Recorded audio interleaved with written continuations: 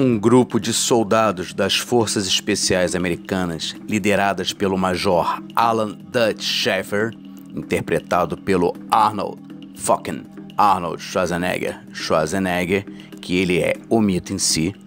Esse grupo é enviado a uma selva na América Central para resgatar um ministro estrangeiro e funcionários do governo que estão sendo mantidos reféns por guerrilheiros. A missão é cumprida, mas o que Dutch e seus homens não sabem é que algo além dos guerrilheiros os espreita na floresta. Pois é, a premissa do filme, em parte, lembra muitos filmes de ação estrelados pelo próprio Arnold ou por outros dos testosteronados ali da década de 80. Mas o que o Predador, o primeiro filme, traz de novo para o cinema e para o imaginário mundial? É um filme de terror? Sim e não. Normalmente, o objetivo de um filme de terror é colocar, obviamente, medo no público. É dar susto, trazer cenas que choquem, gerar aquela catarse.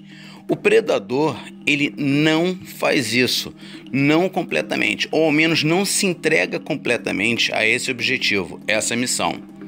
Além disso, muitas vezes o gênero terror lida com o sobrenatural. E o sobrenatural em uma concepção mística ou mítico-religiosa. Quando você vê filmes como Drácula, você lida com um monstro, alguém que desafiou o poder de Deus e foi amaldiçoado. O Frankenstein é uma criatura gerada pela ciência, mas a partir de pessoas mortas. O lobisomem é um ser sobrenatural.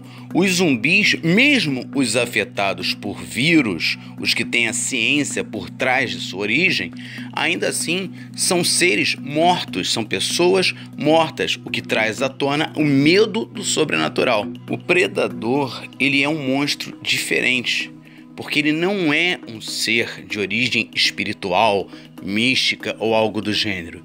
Ele é um alienígena. Filmes antigos já exploraram a figura do alienígena, dos alienígenas ou de raças alienígenas para provocar medo na plateia? Sim, mas o medo, ainda assim, estava atrelado à questão da invasão, no medo que nós temos, de sermos invadidos por uma raça superior contra a qual não temos defesa, ou como alguns outros filmes antigos, tipo Invasores de Corpo e etc., um medo que faz parte até mesmo do imaginário factual, do imaginário real. Embora o imaginário real pareça algo meio paradoxal. Mas enfim, do imaginário constante da humanidade, que é o medo de armas bacteriológicas, virológicas e etc. Ah, mas o alien é mais antigo e é um alienígena também. Sim, criaturinha militante e chata. No entanto, o alien também andava peladão, assemelhando-se mais a uma besta, um animal ou a um monstro. Ele não tinha essa estética civilizada. O Predador não, ele é um caçador. Quer dizer, a mistura foi sensacional desde o início. Ele não é um monstro, ele é um guerreiro. Ele nos parece monstro porque ele vem de uma raça diferente, vem de um planeta diferente, talvez até de uma galáxia diferente. Os predador fanboys aí que estudam mais, que inclusive conseguem dizer todas as classes e tipos de Yautja, talvez se contorçam com o que eu estou dizendo ou não, mas com certeza devem estar pensando nesse momento a distância certa entre nosso planeta e a Terra dos predadores. Mas o fato é que ele não é um monstro, ele é um alienígena. Entre os dele, ele é uma pessoa normal, é um ser normal, é um igual. Mas o mais interessante é o fato de nós sermos as presas. E essa é uma colocação um tanto quanto diferente. Não que alguns filmes sobre caçadas, estilo de filmes que, aliás, eu gosto muito, não tenham explorado esse lado de que o homem pode se tornar presa, mas dessa vez, há uma mistura de elementos, há uma junção de elementos que torna o predador um ser fascinante. Nós somos as presas. Ele é um monstro, mas ao mesmo tempo não é. Ele não é um ser espiritual.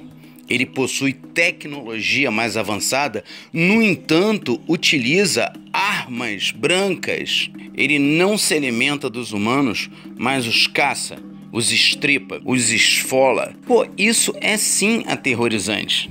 No entanto, é o terror de natureza empática, porque você se coloca no lugar dessas pessoas e você fala, caramba, eu não queria partilhar desse destino. E não terror provocado por sustos, por gritos, por sangue espirrando na tela, embora haja bastante sangue em um predador. Vamos recapitular tudo?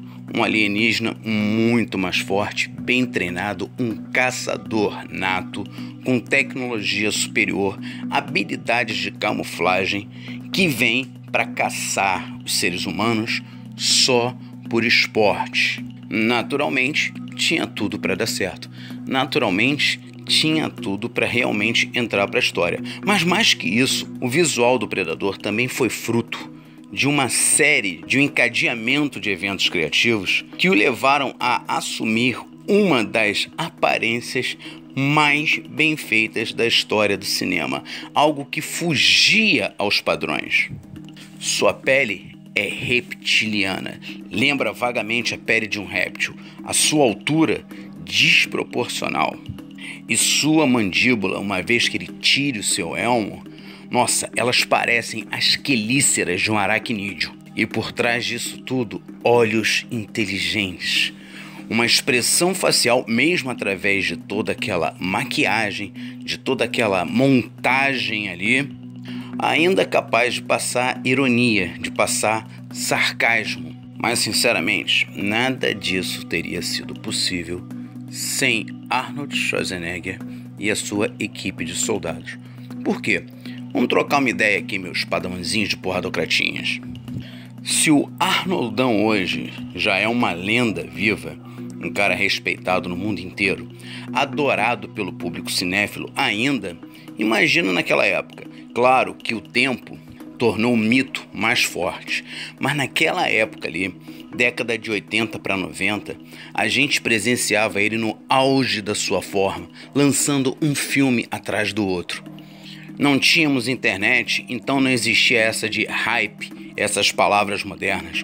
O que a gente tinha era ansiedade, ficar esperando pelo próximo filme do Arnold. Comprava às vezes revistas especializadas de cinema e etc. para ver se achava alguma notícia. As pessoas inventavam boatos, era um barato, até que finalmente ele aparecia nas telas.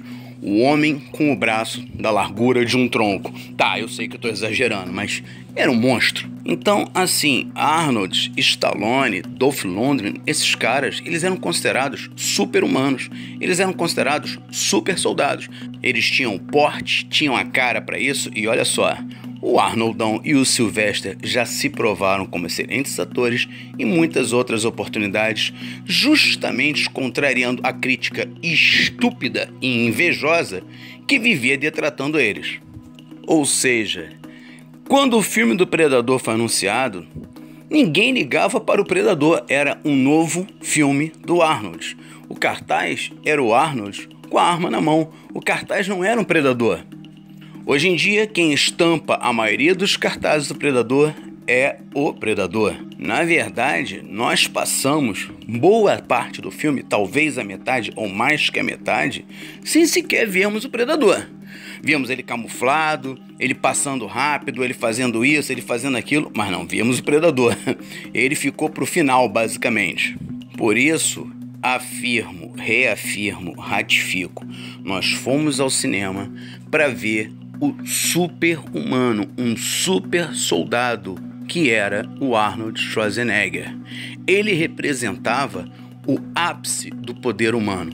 Não só o poder físico, mas todos os seus personagens o glorificaram como lutador hábil, como isso, como aquilo. Ou seja, no imaginário popular, o Arnold era um super-herói em si. E eu tinha 12 aninhos e fui assistir no cinema. A censura era acima de 12 anos, não me lembro bem, talvez 14. Mas como era um moleque mais grandinho, eu consegui passar numa boa e assistir. E para minha agradável surpresa, quem é que aparece também no filme? Carl Weathers, o Apollo, o doutrinador. Pô, pelo amor de Deus, ver Arnold e Carl Weathers no mesmo filme, pô, foi uma vibe imensa, foi um frenesi. Eu lembro de ouvir a galera no cinema, sabe qual é? Bater palma, galera, caraca, galera empolgadíssima. E aquela cena então que os dois chocam as mãos e começam a bater a queda de braço.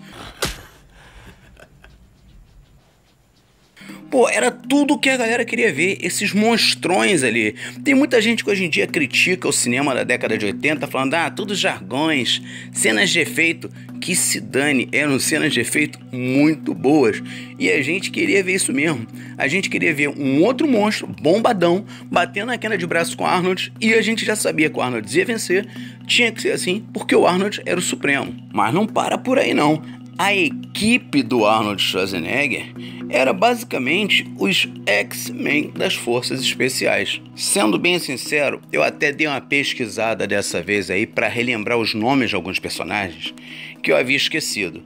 Mas assim, há uns 2 personagens ali que eles até passam batidos. Agora, quem não lembra do Mac? Que é o núbio careca, também com a cara de mal monstra, interpretado pelo ator Bill Duke. Tá, na época eu não sabia que o nome dele era Bill Duke, com certeza, mas eu lembrava dele no Comando pra Matar, aquela cena clássica em que ele chama o Arnold pra porrada e fala: vem, quero ver você sair bem contra esse boina verde. Aí o Arnold fala alguma coisa tipo: eu como boinas verdes no almoço, ou no jantar, ou no café da manhã, não lembro bem. Daqui a pouco eu pego a cena aí, coloco aqui e a gente vai lembrar a fala exata.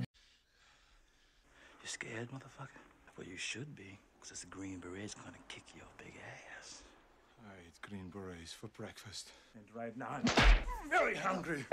Mas de qualquer maneira, também era outro cara que tinha impressionado, que tinha feito um bom papel no Comando pra Matar, um vilão memorável, e o Arnold trouxe de volta pro Predador. Então era mais um rosto conhecido, era mais um ponto de credibilidade, porque era outro cara boladão. Além disso, tinha o monstro Jesse Ventura, interpretando o personagem Blaine Cooper. Talvez um dos mais caracterizados da equipe. Chapeuzão à la cowboy, mascava tabaco e ainda por cima carregava aquela metralhadora ali, gigantesca. Era praticamente um veículo humano militar de destruição em massa. Tinha também o Rick Hawkins, que é o ator Shane Black, que inclusive dirigiu o último filme do Predador. Particularmente, na época, eu também não dei muita atenção pro personagem dele. O Poncho. Esses 2 últimos personagens, eles basicamente serviam como escada para as piadinhas e coisa e tal dos outros e etc. O Poncho também servia para traduzir o que a mocinha que eles encontram ali na selva diz. Mas, para fechar essa mão cheia de ases, tinha o Billy.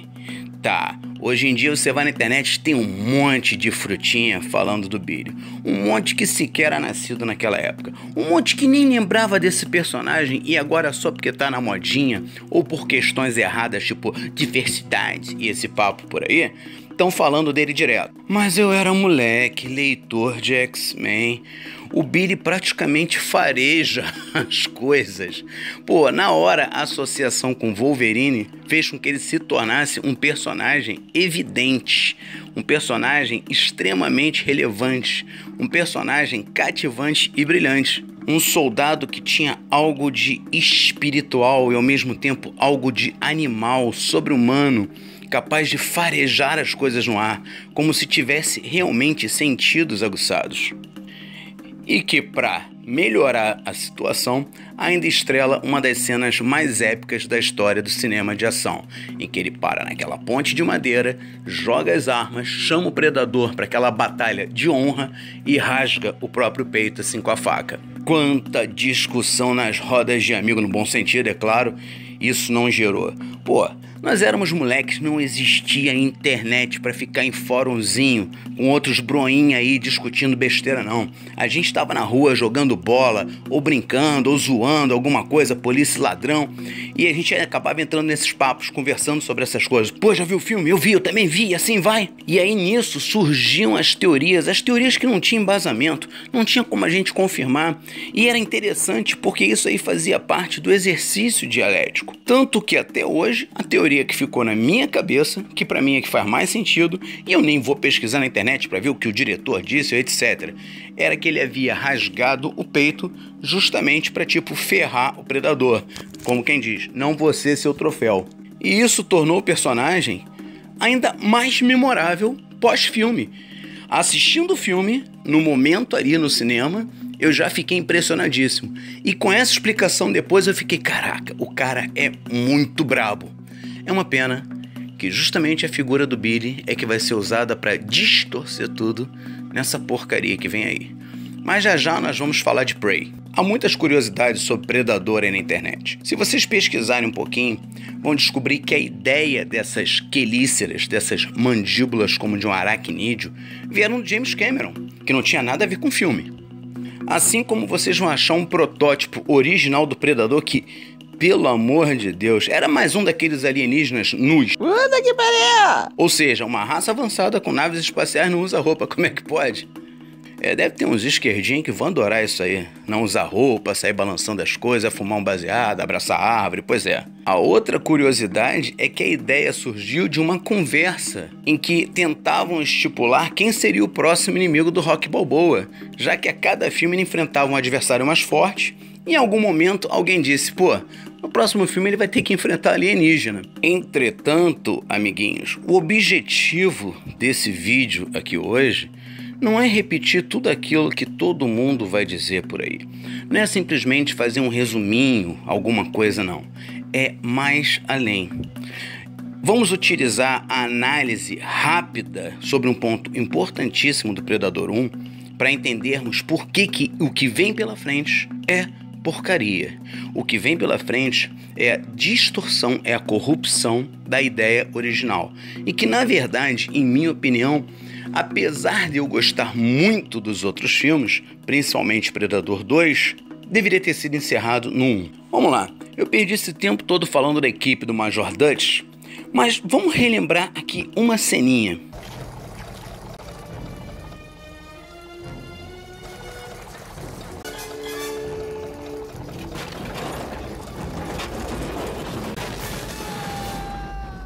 Showtime, kid.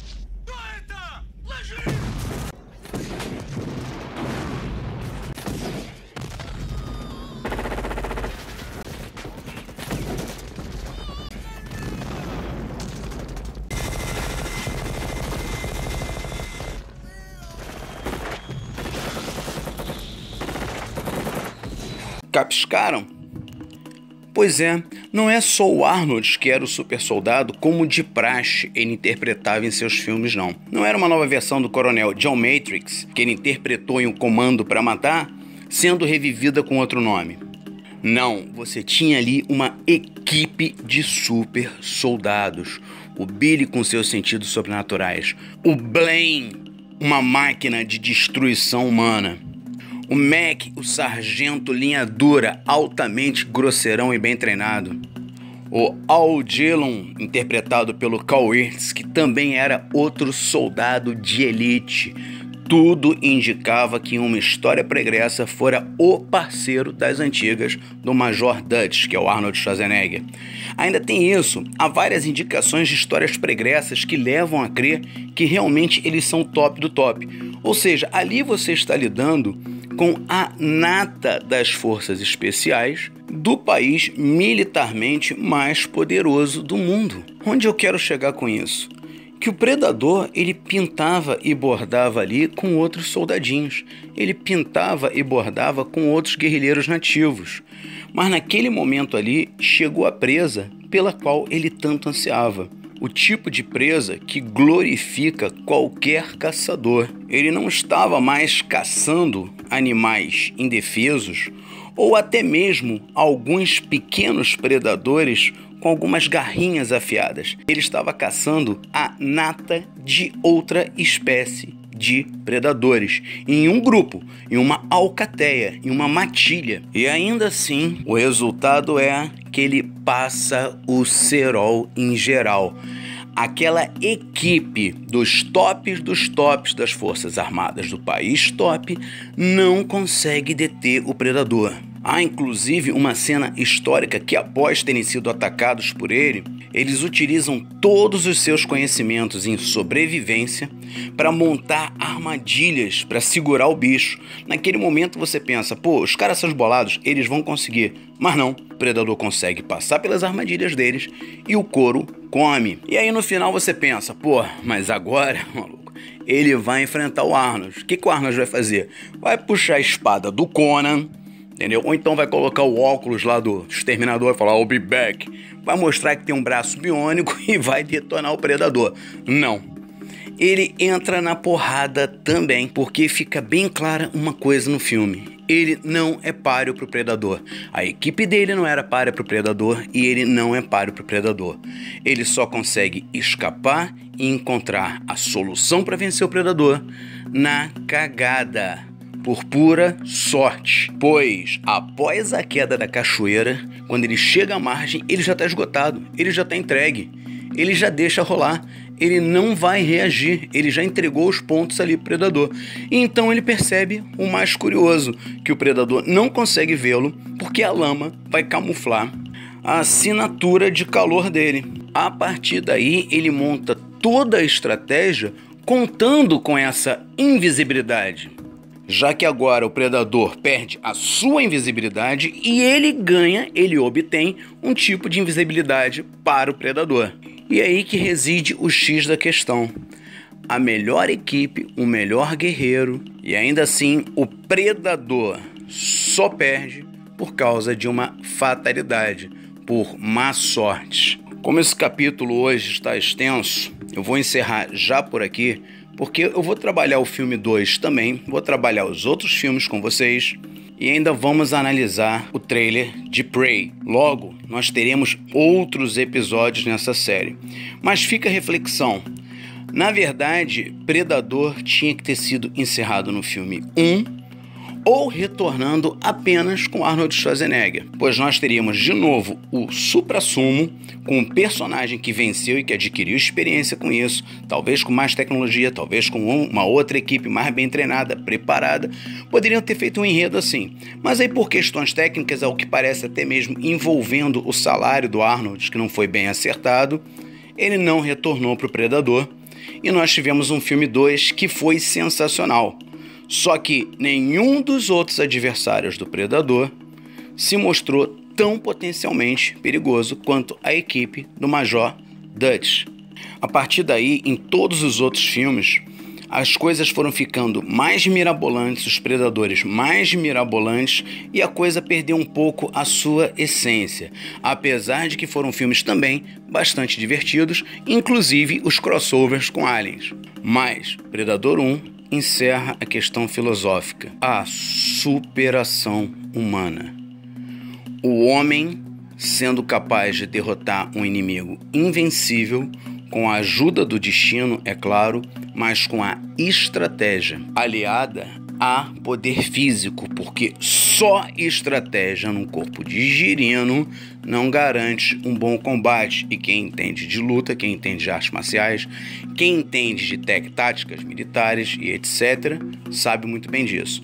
Ou seja, é a superação do homem, a superação da presa. O que estava em foco ali era a presa de um caçador invencível que consegue virar o jogo, e o caçador é que passa a se tornar, no final, a presa.